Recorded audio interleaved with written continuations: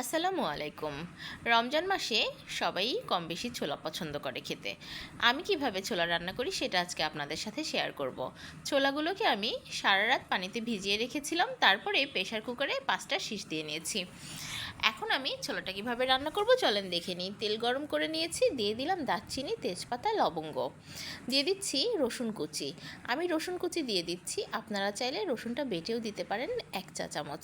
আমি রসুন কুচি ভাজার যে গন্ধটা সেটা আমার ভালো লাগে, এই জন্য রসুনটা কুচি দিয়ে দিয়েছি। আমি দিয়ে দিলাম পর্যাপ্ত পেঁয়াজটা বেশি দিলে ছোলা রান্নাটা বেশি ভালো লাগে।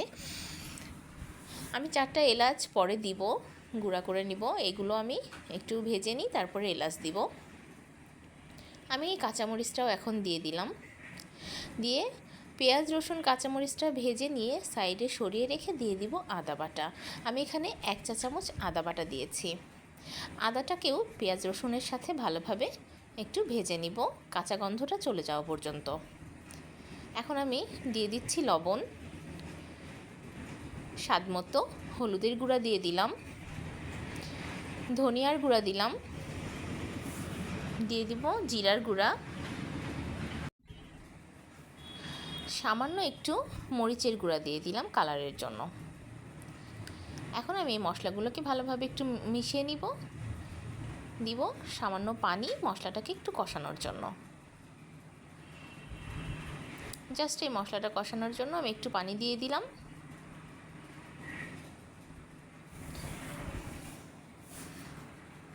দিয়ে দিচ্ছি এখন 4টা এলাচ গুঁড়া করে। আমি সব কিছুতে এলাচটা একটু গুঁড়া করে দিই, কারণ আস্ত এলাচটা যখন মুখের মধ্যে পড়ে এটা ভালো লাগে না, এই জন্য এলাচটা আমি গুঁড়া করে দিয়ে দিই। মশলাটাকে আমি ভালোভাবে কষিয়ে নিলাম। এখন আমি দিয়ে দিচ্ছি ছোলাগুলো সেদ্ধ করে আমি খুব ভালোভাবে ধুয়ে পরিষ্কার করে নিয়েছি। জাস্ট মশলার মধ্যে ছোলাটাকে আমি একটু মিশিয়ে নিব। ছোলাটাকে মিশিয়ে নিয়ে আমি অল্প একটু পানি দিব, সামান্য আধা কাপ মতো পানি দিয়েছি, কারণ ছোলাটা সেদ্ধ করা আছে। এখন বাকি মশলাটা যেন ছোলার মধ্যে ঢুকে যায়, সেই জন্য আমি সামান্য পানি দিয়ে ছোলাটাকে খুব ভালোভাবে সেদ্ধ করে নেব।